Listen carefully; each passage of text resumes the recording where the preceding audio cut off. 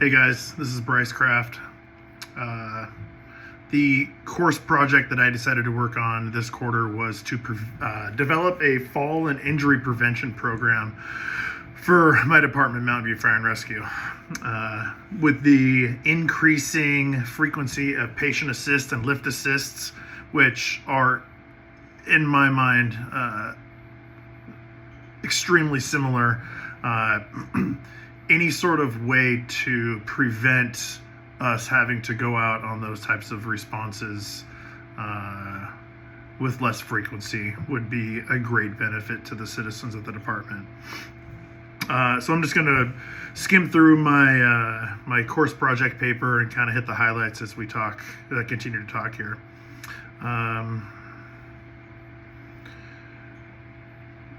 One of the reasons that I decided to focus on this topic is that, like I said, there has been an increase in lift assists, and the CDC shows that falls are the leading cause of injury or death on folks over 65 years old. So if we can figure out a way to prevent those folks from falling, then going to be better for them.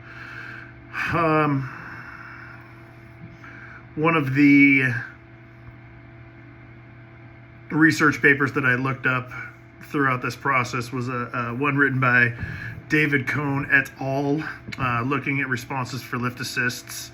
And he found that for the agency that he studied from 2004 to 2009, the department responded to 1,087 lift assists at 535 different addresses. So what that shows is that it's pretty common to go to the same house multiple times for different lift assists. And then of those 1,087 calls, 2/3 of those calls were at 1/3 of the houses. So almost 1,100. So 700-ish of the calls were at 350 of the houses. So, and that the average time that the crews were on scene for those lift assists was 21 and a half minutes. So one of the problems that he pointed out is that while since they're not a transport type of situation, it's just a lift assist, there's no sorts of compensation for it. So the crews are going out of service for 21 minutes and at least, and so then they're not available for other calls. Also, like I said, the fact that there's not generating any fees due to transports is another reason to try to reduce lift assist type calls. In another paper that was written by, his name was, I think it was Matthew Rarick. He did a paper about his own department in Ohio. And for him, he had about 20% of the calls in 2015 were for fall patients. It was unclear because of the coding issues of whether those were lift assists and or injuries from a fall, but it's just another example of 20% of the calls, EMS related calls, were for falls. So anyway, again, to reduce any sort of falls would be a way to help to reduce those types of calls. And then in my department, I went through and looked at our ESO system, who we use for our NFIRS system now. And I looked back for the last 3 years, and our lift assists that were coded in there as lift assists or patient assists have increased from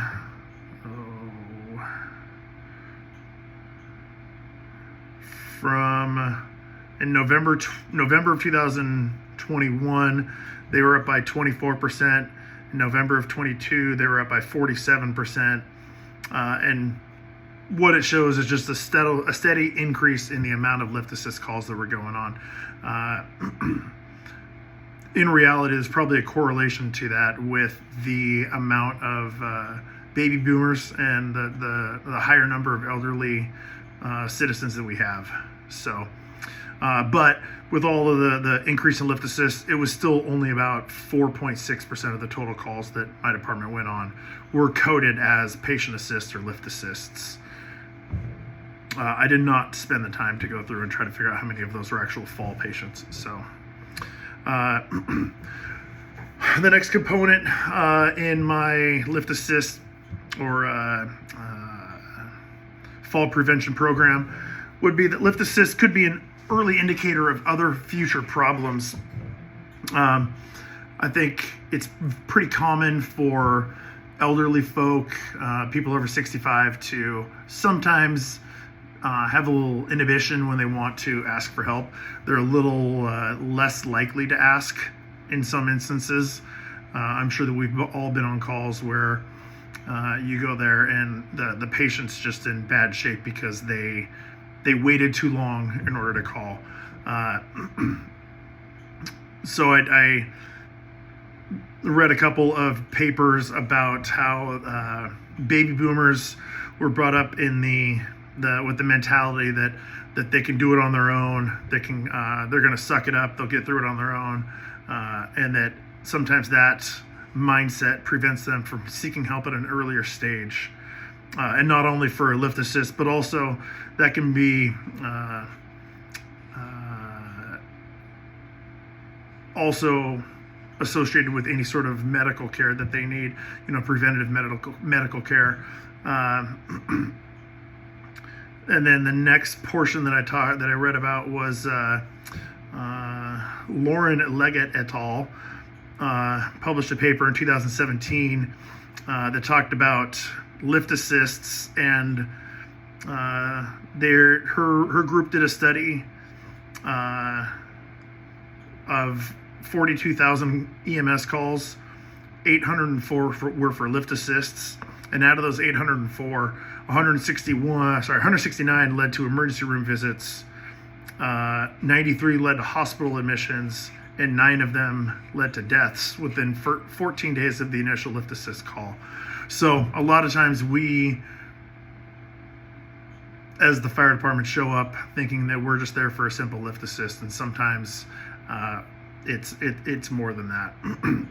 One of the things that they found, that Leggett found in her paper, was that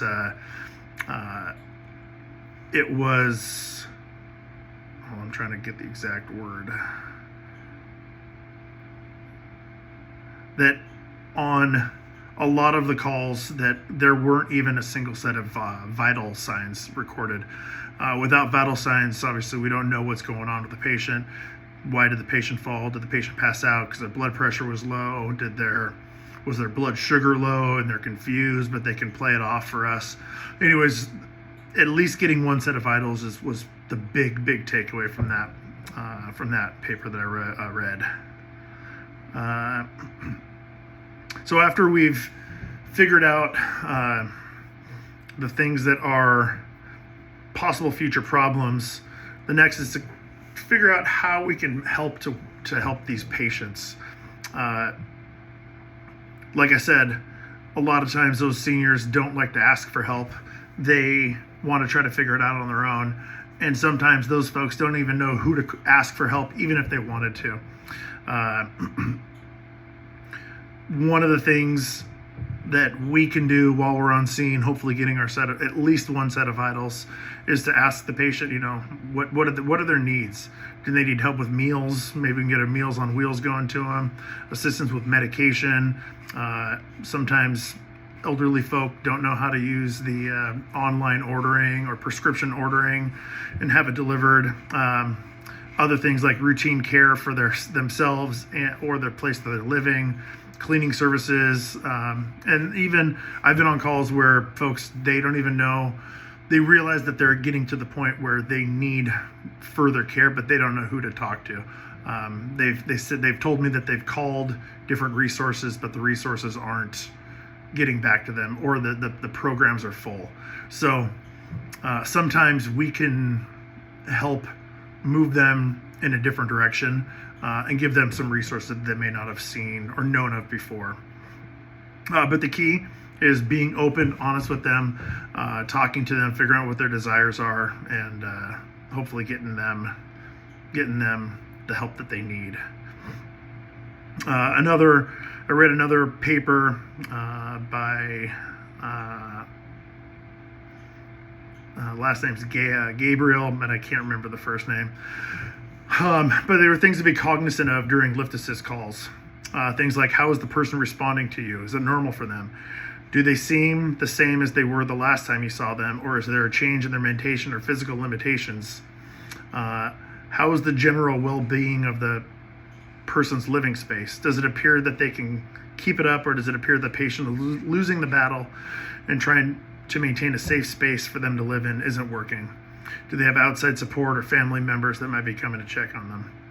Those are things to kind of figure out what the next steps are to figure out the best care. But then this leads me to what I think Mountain View's Fire and Rescue Fall Prevention Program should at least have components of. And like I said before, I think the number one thing, and this might be obvious, but this is not something that is a requirement for my agency yet, is getting at least one set of vitals. In the literature that I read, getting the one set of vitals is great, and the literature talked about being able to go back and compare the vitals from prior calls, but in reality, that doesn't help you while you're on the scene. So my solution to that would be to create a little business card that we could have with us, and they would be similar to our little blood pressure cards that we have. On the back, the blood pressure ones just have the blood pressure and the date.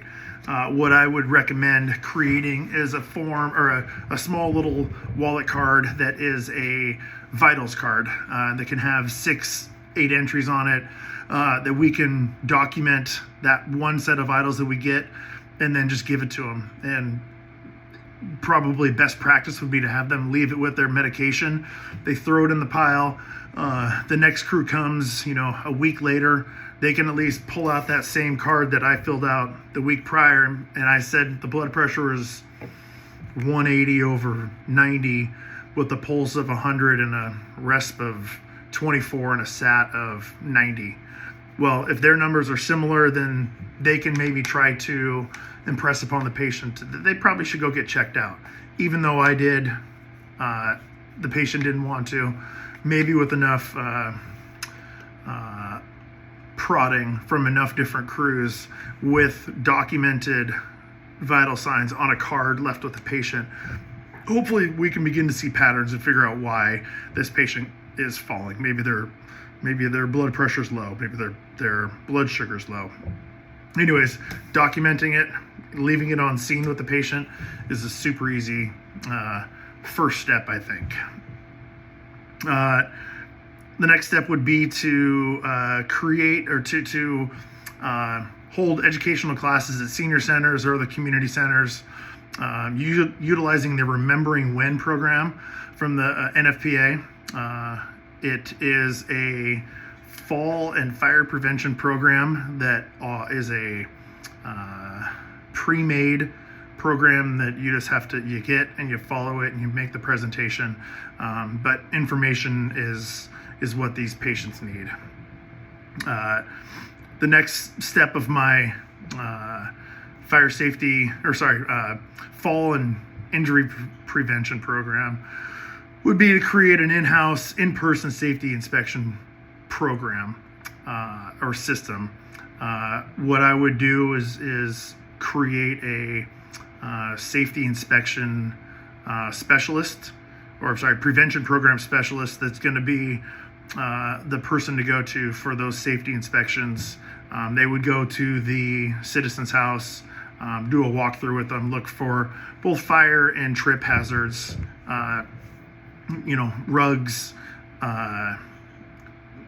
piles of clutter, on and on and on. We've all seen it. So, but if it's something that is documented, something that we can keep for ourselves, and we can also give a copy to the patient, or to, at that point, the citizen, to help them resolve their issues, so they can hopefully not have any more,